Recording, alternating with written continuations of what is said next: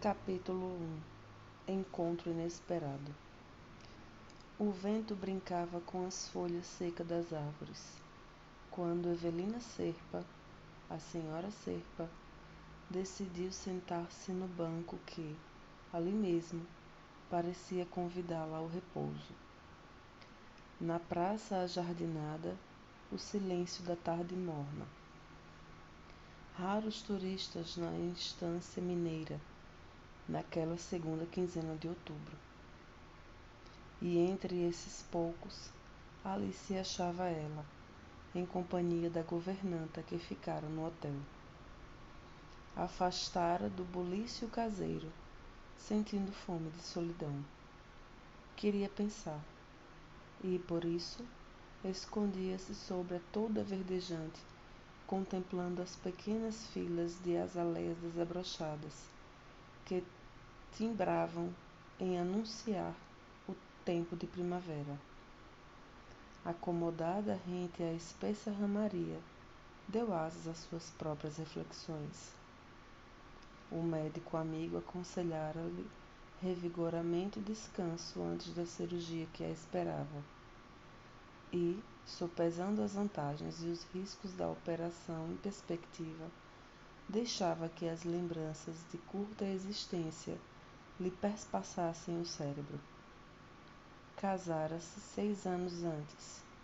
A princípio tudo fora excursão em caravela dourada sobre correntes azuis. O esposo e a felicidade. No segundo ano após o enlace, veio a gravidez carinhosamente esperada. No entanto, com a gravidez, apareceu a doença. Descobria-se-lhe o corpo deficitário. Revelaram-se os rins incapazes de qualquer sobrecarga, e o coração figurara-se motor ameaçado falhar. Ginecologistas ouvidos opinaram pelo aborto terapêutico, e, contanto, a imensa mágoa do casal, o filhinho em formação foi arrancado ao holocausto materno, à maneira de ave tenra, escoraçada do ninho. Desde então, a viagem da vida se lhe transformara em vereda de lágrimas.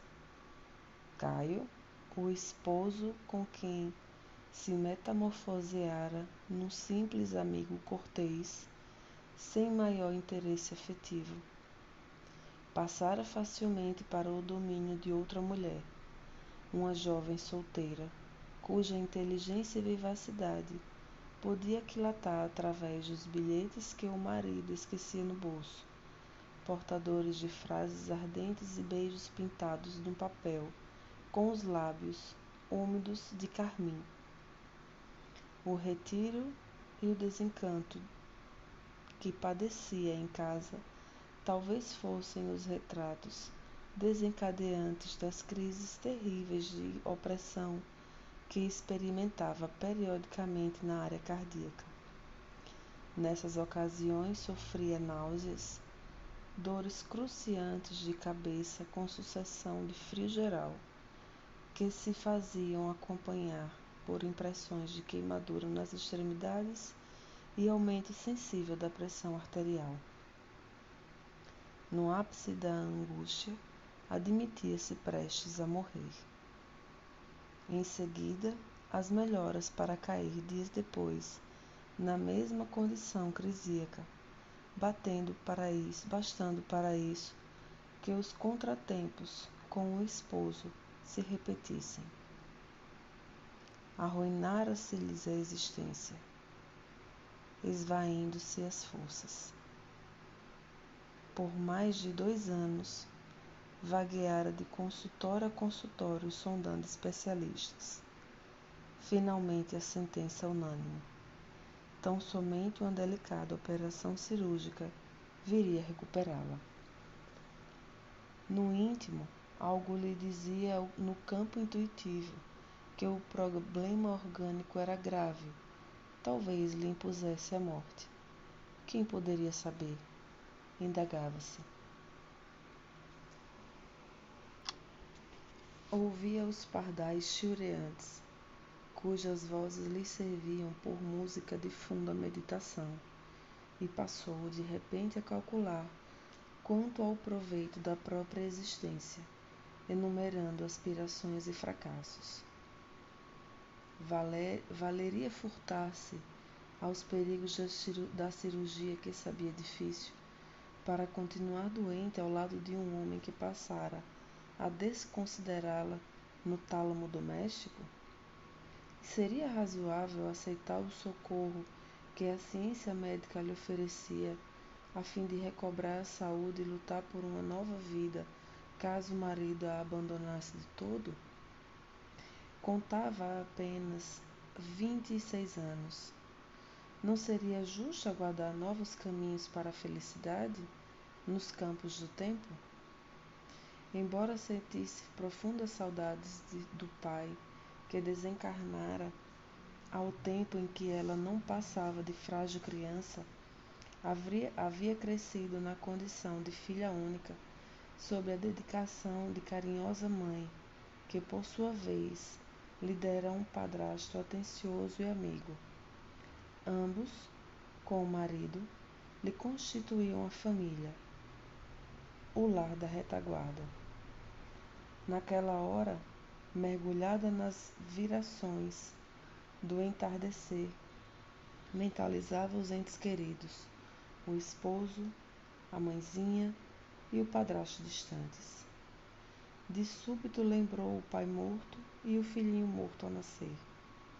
Era religiosa, católica praticante e mantinha com respeito à vida além da morte as ideias que lhe eram infundidas pela fé que abraçava. Onde estariam seu pai e seu filho? Perguntava-se. Se viesse a morrer com a moléstia de que se achava acometida, conseguiria acaso reencontrá-los? Onde? Não lhe era lícito pensar nisso, já que a idade da morte lhe visitava insistentemente a cabeça? Atirara-se avidamente ao monólogo íntimo, quando alguém lhe surgiu à frente, um cavalheiro maduro cujo sorriso bonachão lhe infundiu, para logo, simpatia e curiosidade. A senhora Serpa? Perguntou ele com um tom respeitoso. E a um aceno confirmativo da interpelada, que não lhe escondia surpresa, acrescentou: Perdoe-me a ousadia, mas soube que a senhora reside em São Paulo, onde moro também, e através de circunstâncias muito inesperadas para mim, fui informado por pessoa amiga de que temos ambos um problema em comum. Estimo ouvi-lo, disse a jovem senhora, ele percebendo o constrangimento. Ante a inflexão de bondade daquela voz, o homem acrescentou-se: Nada receie, senhora Serpa. Sou Ernesto Fantini, um criado seu. Encantada em conhecê-lo, falou Evelina, e fitando aquela fisionomia enrugada que a doença abatia, acrescentou: Sente-se e descanse. Estamos numa praça enorme, e ao que parece somos agora os únicos interessados no refazimento que ela oferece. Encorajado pela gentileza, acomodou-se Fantini em assento próximo e voltou a expressar-se, avivando o diálogo que a atração mútua passou a presidir. A dona do hotel onde nos achamos fez-se amiga da governanta que lhe acompanha a viagem e vinha saber por ela que a senhora enfrentara também uma cirurgia de caráter difícil. Também? Sim, porque eu estou nas mesmas condições. Tenho a pressão arterial destrambelhada, o corpo a matroca. Há quase 3 anos ouço especialistas. Ultimamente as radiografias me acusam. Tenho um tumor na suprarrenal. Presinto seja coisa grave. Compreendo, reticenciou Evelina pálida. Conheço tudo isso. O senhor não precisa contar-me. de quando em vez, deve atravessar a crise. O peito a sufocar, o coração descompassado, as dores no estômago e na cabeça, as veias a engrossarem no pescoço, as sensações de gelo e fogo ao mesmo tempo, e a ideia da morte perto. Isso mesmo. Em seguida, as melhoras de algum tempo para depois começar tudo de novo a qualquer aborrecimento. A senhora sabe. Infelizmente. O médico repetiu algumas vezes para mim o nome da moléstia de que eu sou portador. Gostaria de saber se a senhora já ouviu a mesma informação a esse respeito. Fantine sacou do bolso minúsculo a caderneta e leu, em voz alta, a palavra exata que lhe definia o problema orgânico. A senhora Serpa dissimulou a custo o desagrado que a enunciou naquele termo científico lhe causava, mas, denominando-se, confirmou. Sim, meu marido, em nome do nosso médico, deu-me a saber esse mesmo diagnóstico em que, se referindo ao meu caso, o recém-chegado percebeu o aborrecimento da interlocutora e ensaiou bom humor. Deixe estar, senhora Serpa, que temos uma doença de nome raro e bonito, o que não impede tenhamos crises frequentes e feias, replicou ela com graça. Fantine contemplou o céu muito azul da tarde, como quem se propunha a elevar a palestra num rumo de planos mais altos. E Evelina seguiu-lhe a pausa em silêncio comovido. Igualmente o propósito de alcançar a conversação. Sofrimento acima, sedento de refletir e filosofar.